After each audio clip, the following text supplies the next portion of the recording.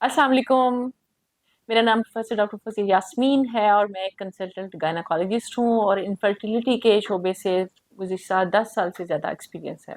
आपको कैसे पता चले कि आप के कपल बांझपन का शिकार है और ऐसी कौन सी अलामात हैं जिनको बिल्कुल नज़रअंदाज नहीं किया जा सकता और फ़ौरन डॉक्टर से मशवरा करना ज़रूरी है।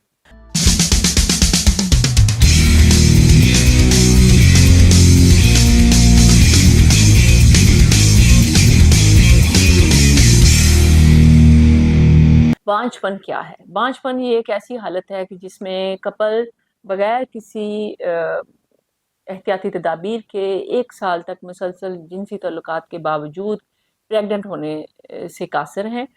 और अगर फीमेल पार्टनर की उम्र 35 साल से ज़्यादा है तो ये 1 साल से अरसा 6 महीने में इसको हम कम कर देते हैं, 6 महीने पे मुहीत हो सकता है।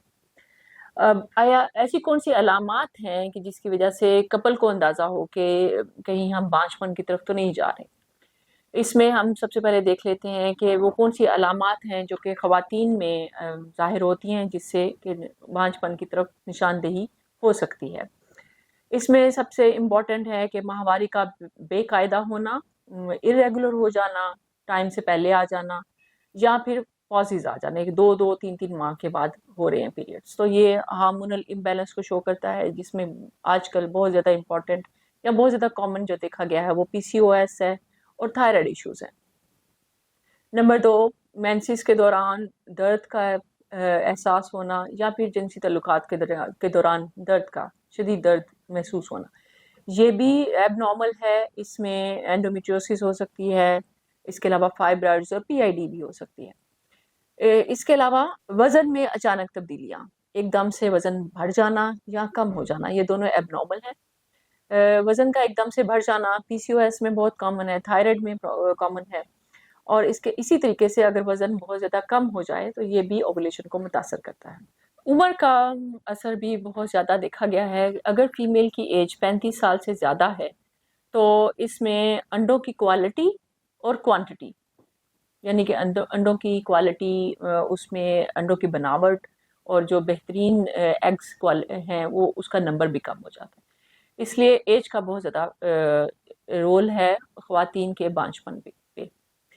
अब ऐसी और इसके अलावा जिनसी मसाइल, कोई इन्फेक्शंस हैं या फिर क्रॉनिक पेल्विक पेन है या वजाइनल डिस्चार्ज हैं, ये ऐसी कंडीशंस हैं एबनॉर्मल वजाइनल डिस्चार्जेस में कि आप मेरी वीडियोस हैं वजाइनल डिस्चार्जेस पे, आप वो भी स्क्रॉल कर सकते हैं। तो उसमें भी आपको काफ़ी हेल्प मिलेगी, आपको अंदाज़ा हो जाएगा कि कहीं ऐसी अलामात तो नहीं है कि जो बांझपन की निशानदेही कर रही हैं। अब हम देख लेते हैं कि मर्दों में ऐसी कौन सी अलामात हैं कि जो बांझपन की निशानदेही कर सकती हैं। इसमें सबसे इम्पॉर्टेंट है जिनसी ताल्लुकात में मसाइल, इरेक्शन प्रॉब्लम्स या इंजाल के मसाइल। तो इसमें ये एक इनफर्टिलिटी की अलामत हो सकते हैं। स्पर्म क्वालिटी बहुत मैटर करती है, जिसमें कि जरासीम, जो मर्दों के जरासीम हैं, यानी कि स्पर्म काउंट और उसकी खसूसियात, क्वालिटी मैटर करती है और ये अंदाज़ा लगाया जा सकता है सीमेन एनालिसिस से। और ये मर्दों देखा गया है कि आजकल मर्दों में इनफर्टिलिटी की बहुत बड़ी वजह है। इसके अलावा हार्मोनल इम्बैलेंस, टेस्टोस्टेरोन की कमी भी स्पर्म क्वालिटी प्रोडक्शन को इफेक्ट करती है। प्रोस्टेटाइटिस, खसों में जो कि खसों में दर्द या सूजन का बायस होता है, इस वजह से भी इनफर्टिलिटी हो सकती है।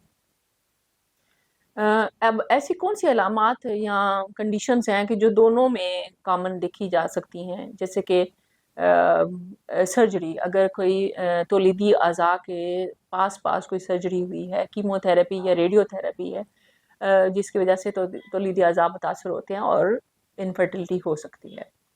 इसके अलावा ऐसी बीमारियां लाइक शुगर है, थायराइड डिजीज़ हैं या ऑटोइम्यून डिसऑर्डर्स हैं, इसकी वजह से भी बांझपन हो सकता है। एसटीआईज का नाम सुना होगा आपने, जिनसी बीमारियां जो कि ऐसी बीमारियां जो जिनसी ताल्लुकात की वजह से फैलती हैं। इसकी वजह से मेल और फीमेल दोनों में प्रॉब्लम्स हो सकती हैं, दोनों में इनफर्टिलिटी हो सकती है। तौलीदी अज़ा मुतासर होते हैं, उनका स्ट्रक्चर भी डैमेज होता है, फंक्शन भी डैमेज होता है।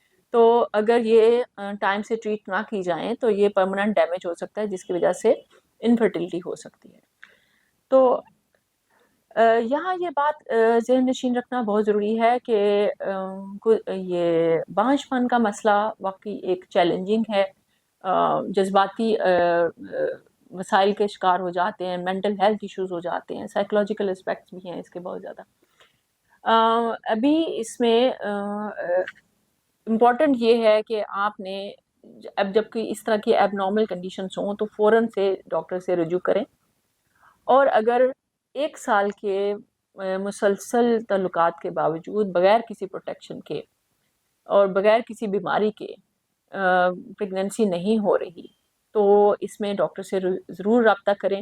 اور اگر یہ فیمیل کی ایج 35 سال سے زیادہ ہے تو آپ نے ویٹ نہیں کرنا، آپ نے 6 ماہ کے عرصے کے 6 ماہ کے گیپ کے بعد فوراً ڈاکٹر سے رجوع کریں.